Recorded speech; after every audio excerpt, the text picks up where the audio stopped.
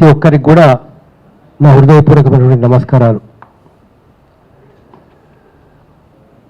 ప్రపంచంలో ఎక్కడైనా కానివ్వండి, మేధావులు, ఆలోచించే వాళ్ళు, యువతరం, విద్యార్థులు ఎప్పుడైతే కళ్ళు తెరుస్తారో అప్పుడే సమాజంలో కొంత మార్పు అనేది జరుగుతున్నారు.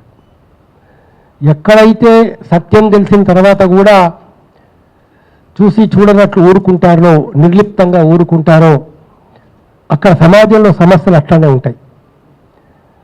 ఎక్కడైనా మార్పు మీరు చూడండి, సరే ఇవాళ బంగ్లాదేశ్ కావచ్చు, నేపాల్ కావచ్చు, శ్రీలంక కావచ్చు, ప్రపంచంలో అనేక దేశాల్లో అక్కడ ఉన్నటువంటి యువత పెద్ద ఎత్తున తిరుగుబాటు చేసి మేధావుల యొక్క సహకారంతో, మేధావుల యొక్క సలహాలు సూచనలు తీసుకొని ప్రభుత్వాలనే మారిపోయిన పరిస్థితి అక్కడ శాంతియుతంగా మన చాలా చోట్ల.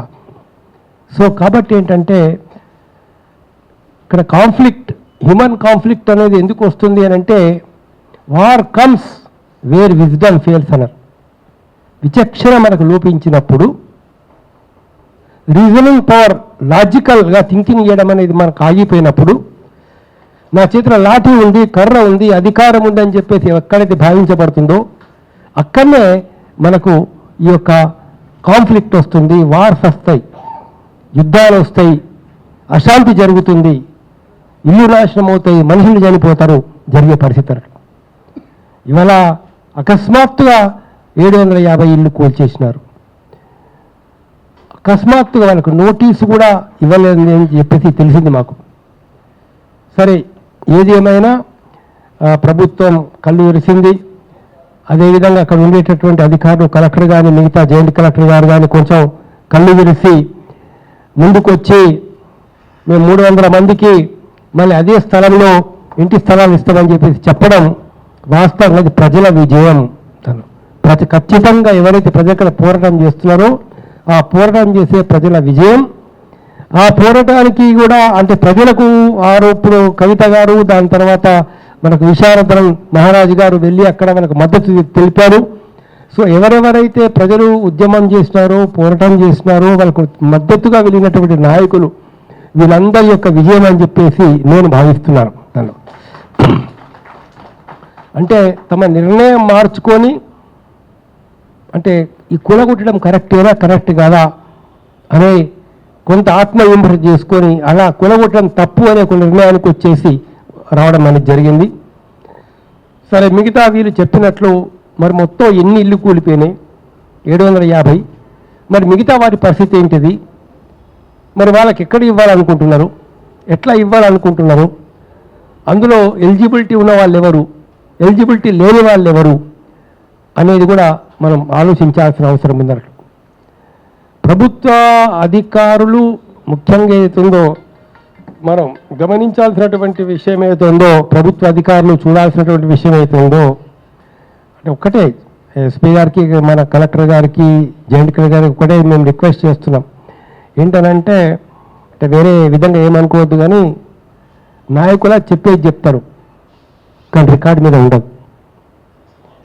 చివరికి ఎక్కడికి వస్తుందంటే కన్సర్న్ ఆఫీసర్ రెస్పాన్సిబుల్ అవుతాడు కొన్నిటికి.